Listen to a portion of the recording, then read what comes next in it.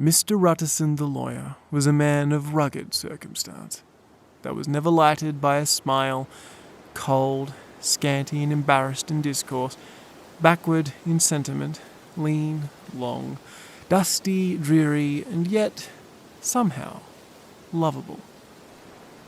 At friendly meetings, and when the wine was to his taste, something eminently human beckoned from his eye, something, indeed, which never found its way into his talk, but which spoke not only in these silent symbols of the after-dinner face, but more often and loudly in the acts of his life.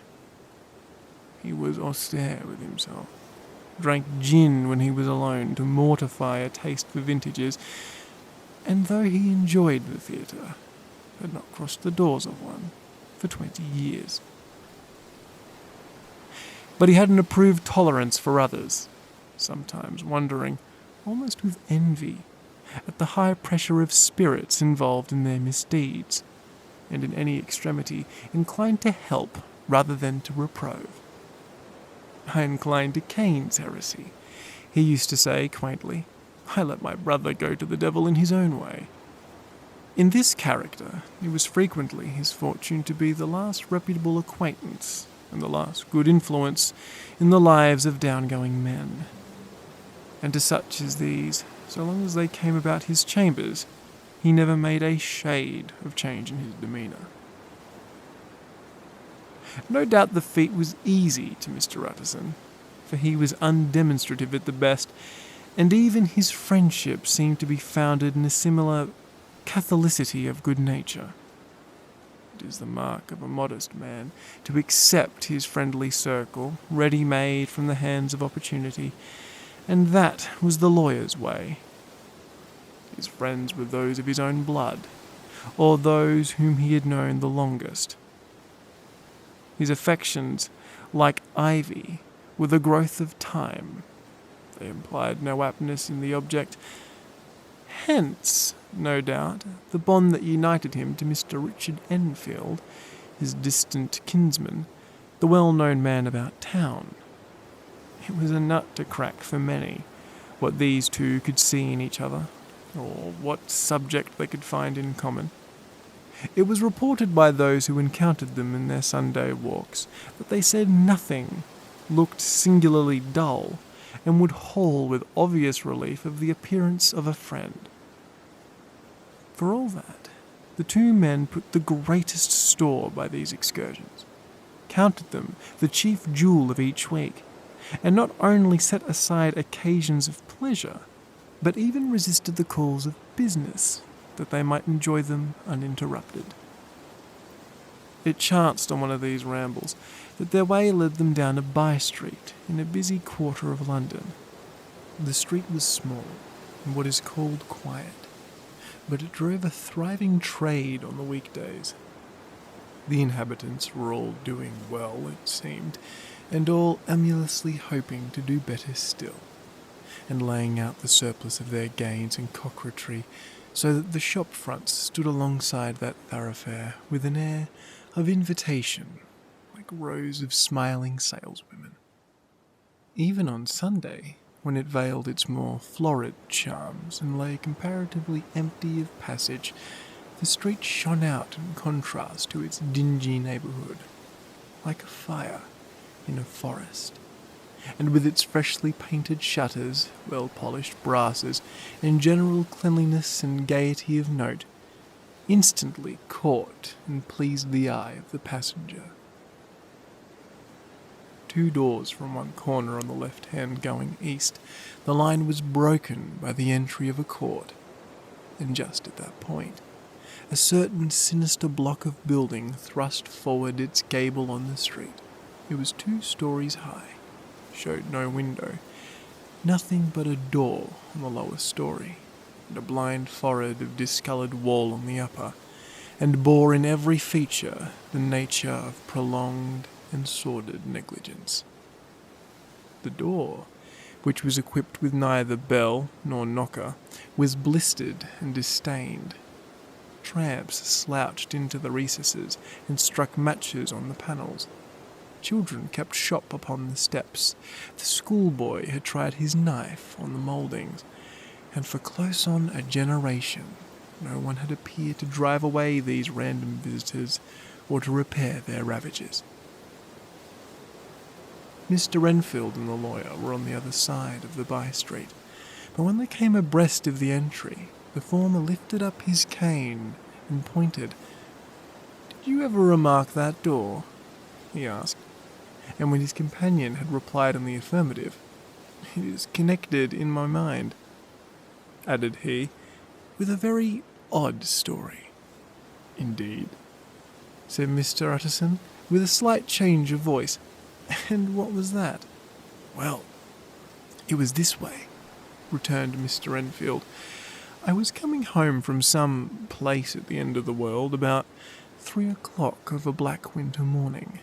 My way lay through a part of town where there was literally nothing to be seen but lamps, street after street, and all the folks asleep. Street after street, all lighted up as if for a procession, and all as empty as a church. Till I at last got into that state of mind where a man listens and listens, begins to long for the sight of a policeman. Well, all at once I saw 2 figures, one a little man who was stumping along eastward at a good walk, and the other a girl of maybe 8 or 10 who was running as hard as she was able down a cross street. Well, sir, the 2 ran into one another quite naturally at the corner, and then came the horrible part of the thing. For the man trampled calmly over the child's body and left her screaming on the ground. I know it sounds nothing to hear, but it was hellish to see. It wasn't like a man. It was like a damned juggernaut. I gave a view holler, took to my heels, collared my gentleman, and brought him back to where there was already quite a group about the screaming child. He was perfectly cool, made no resistance, but gave me one look so ugly that it brought out the sweat on me like running. The people who were turned out were the girl's own family, and pretty soon the doctor for whom she'd been called put in his appearance. Well, the child was not much the worse, more frightened, according to the sawbones, and there you might have supposed would be an end to it. But there was one curious circumstance. See, I had taken a loathing to my gentleman at first sight. So had the child's family, which was only natural, I suppose, but the doctor's case was what struck me. You see, he was the usual cut-and-dry apothecary of no particular age and colour, with a strong Edinburgh accent and about as emotional as a bagpipe. Well, sir, he was like the rest of us. Every time he looked at my prisoner, I saw that Sawbones turn sick and white with a desire to kill him. I knew what was in his mind, just as he knew what was in mine. And killing being out of the question, we did the next best thing. We told the man we could and would make such a scandal out of this as should make his name shirk from one end of London to the other. If he had any friends or any credit, we undertook that he should lose them. And all the time as we were pitching it in red hot, we were keeping the women off him as best we could, for they were as wild as harpies. I never saw a circle of such hateful faces. And there was the man in the middle, with a kind of black sneering coolness. Frightened, too, I could see that, but carrying it off, sir, really like Satan. "If you choose to make capital out of this accident," said he, "I am naturally helpless. No gentleman but wishes to avoid a scene," says he. "Name your figure." Well, we screwed him up to £100 for the child's family. He would have clearly liked to stick out, but there was something about the lot of us that meant mischief, and at last he struck. The next thing was to get the money. And where do you think he carried us? To that place with the door. Whipped out a key and went in, and presently came back out with a matter of £10 in gold and a cheque for the balance on course. drawn payable to bearer, and signed with a name that I can't mention, though it's one of the points of my story. But it was a name at least very well known and often printed. The figure was stiff, but the signature was good for more than that, if it was only genuine. I took the liberty of pointing out to my gentleman that the whole business looked apocryphal, and that a man does not, in real life, walk into a cellar door at 4 a.m. and come out with another man's cheque for near on £100. But he was quite easy and sneering. "Set your mind at rest," says he. "I will stay with you till the bank's open and cash the cheque myself." So we all set off, the doctor and the child's father and our friend and myself, and passed the rest of the night in my chambers, and next day, when we had breakfasted, went in a body to the bank. I gave him the cheque myself, and said I had reason to believe it to be a forgery. But not a bit of it. The cheque was genuine. "Oh, tut, tut," said Mr. Utterson. "I see you feel as I do," said Mr. Enfield. "Yes, it's a bad story, for my man was a fellow that nobody could have to do with. A really damnable man. And the person that drew the cheque is very pink of the proprieties. Celebrated too, and what makes it worse, one of your fellows who do what they call good. Blackmail, I suppose. An honest man paying through the nose for some of the capers of his youth. Blackmail House is what I call that place with the door, in consequence. Though even though that, is far from explaining all," he added, and with the words fell into a vain musing. From this he was called back by Mr. Utterson, asking rather directly, "And you don't know if the drawer of the cheque lives there?" "A likely place, isn't it?" returned Mr. Enfield. "But I happen to have noticed his address. He lives in some square or other." "And you never asked about the place with the door?" said Mr. Utterson. "No, sir, I had a delicacy," was the reply. "I feel very strongly about putting questions. It makes too much of the style of the Day of Judgment. You start a question, and it's like starting a stone. You sit quietly at the top of the hill, and away the stone soars, starting others, and presently some bland old bird, the least of which you would have expected, is knocked on the head in his own back garden, and then the family have to change their last name. No, sir, I make it a rule of mine. The more it looks like Queer Street, the less I ask." "A very good rule," said the lawyer. "But I have studied the place for myself," continued Mr. Enfield. "It seems scarcely a house. There is no other door, and nobody goes in or out of that place, but once in a great while, the gentleman of my adventure. There are 3 windows looking on the court on the first floor, none below. The windows are always shut, but they're clean. And then there is a chimney, which is generally smoking. Somebody must live there. And yet it's not so sure, for the buildings are so packed together about it that it's hard to tell where one ends and another begins." The pair walked on again for a while in silence, and then, "Enfield," said Mr. Utterson. "That's a good rule of yours." "Yes, I think it is," returned Enfield. "But for all that," continued the lawyer, "there's one point I want to ask. I want to ask the name of the man who walked over the child." "Ah, well," said Mr. Enfield, "I can't see what harm it would do. It was a man of the name Hyde."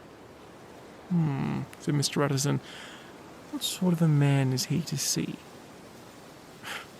"He's not easy to describe. I suppose there's something wrong with his appearance, something displeasing, something downright detestable. I never saw a man I so disliked. And yet, I scarce know why, he must be deformed somewhere. He gives a strong feeling of deformity, although I can't specify the point. He's an extraordinary looking man, and yet I really can name nothing out of the way." No, sir. I can make no hand of it. I can't describe him, and it's not want of memory, for I declare that I can see him in my mind's eye as clear as day. Mr. Utterson again walked some way in silence, and obviously under a weight of consideration. "You're sure he used a key?" he inquired at last. "My dear sir," began Enfield, surprised out of himself. "Yes, I know," said Mr. Utterson. "I know it must seem strange. The fact is, if I do not ask you the name of the other party, it's because I know it already. You see, Richard, your tale has gone home, and if you have been inexact in any point, you had better correct it." "I think you might have warned me," returned the other, with a touch of sullenness. "But I have been pedantically exact, as you call it. The fellow had a key, and what's more, has it still. I saw him use it, not a week ago." Mr. Utterson sighed deeply, but said never a word, and the young man presently resumed. "Here is another reason to say nothing," said he. "I am ashamed of my long tongue. Let us make a bargain to never refer to this again." "Oh, with all my heart," said the lawyer. "I can shake hands on that, Richard."